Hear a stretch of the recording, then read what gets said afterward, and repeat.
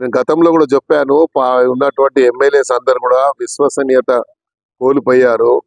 ప్రధానంగా కేటీఆర్ గారు ఆయన ప్రవర్తన గాని, ఎమ్మెల్యేలతో ఆయన మరి వివరించిన వ్యవహారం గాని, ఒక ఎమ్మెల్యే కూడా మర్యాద లేకుండా ఏదో చీడ పురుగులను చూసినట్టు పురుగులను చూసినట్టుగా ఎమ్మెల్యేలకు కనీసం మర్యాద ఇవ్వకుండా ఆయన ప్రవర్తించాడు. కాబట్టి ఈరోజు ఎమ్మెల్యేలు అంతా కూడా ఆలోచిస్తున్నారు. కాంగ్రెస్ పార్టీలో పోతే మాకు సెల్ఫ్ రెస్పెక్ట్ ఉంటుంది, ఆత్మగౌరవంతో మనం బతకొచ్చు.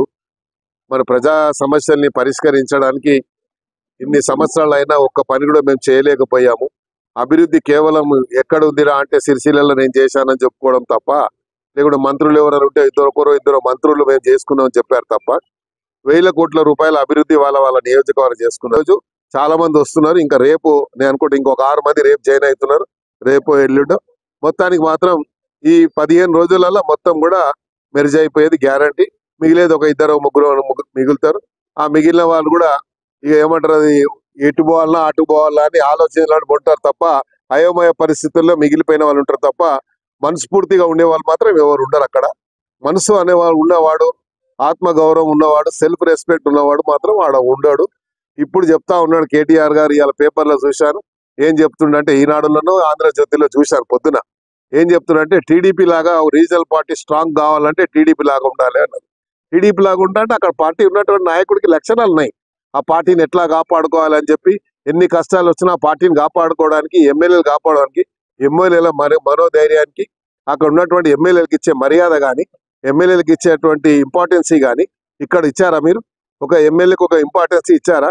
ఒక ఎమ్మెల్యే వస్తే గంటల తరబడి కూర్చోబెట్టి నీకు ఉన్నటువంటి ఒక కోట్రీ, నీకు ఉన్నటువంటి వీళ్ళని మాత్రమే నువ్వు కేటీఆర్ గారు వాళ్ళకు ఉన్నటువంటి ఫ్రెండ్స్ ని ఎవడోడో జైల్లోకి పోయిన కూడా తీసుకొచ్చి ఇలా 1000 కోట్ల రూపాయలు సంపాదించావు. ఎలా ఇచ్చావు? అలాంటి వాళ్ళని పేర్లు మేము తీస్తాం ఒక రోజు. మా దగ్గర మొత్తం ఉన్న చరిత్ర ఉంది. వాడు గుండు శ్రీధర్ గాడు కూడా ఉన్నాడు, వాడు పని చెప్తాం. వాడు అయిన మొత్తం బేనామీ మొత్తం. అలా చాలా మంది ఉన్నారు, పేర్లు మేము చెప్పుకుంటూ పోతే అందరు పనులు బయట పెడతాను నేను గ్యారంటీగా. విన్నావా? సత్యం రామలింగరాజు గారు, తేజరాజు ఎక్కడుండి ఎంత పొరపాటు చేసి ఎంత చేసి ఎట్లా సంపాదించారు? ఇప్పుడు ఆ రాజేష్ రాజు వీళ్ళందరూ ఎట్లా సంపాదించారు?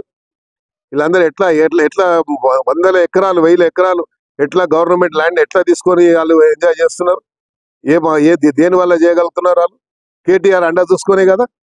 కాబట్టి వీళ్ళందరికీ మేము తప్పకుండా అవన్నీ మొత్తం చరిత్ర నా దగ్గర ఉంది, బయట పెడతా. ఇలా చరిత్ర అంతా సమయం వచ్చినప్పుడు ఏదో దానం నాగేందర్ మీద యాంటీ డిఫెక్షన్ వేస్తాము. అయ్యవా ఉడొద్దంటు నేను ఏడైనా వద్దన్నాడు. నేను కూడా కోట్లనే తెలుసుకుంటా. ఉడొద్దంటూ నేను అదే అని నీకు వేసే అధికారం ఉంది. వద్దంటలే, నేను తప్పకుండా నీ వెయ్యాలి. వేస్తే దానికి జవాబు నేను చెప్పుకోవాలి. కానీ నువ్వు వేసే లోపల నీ పార్టీ ఉంటుందేమో అది చూసుకో ముందుగా.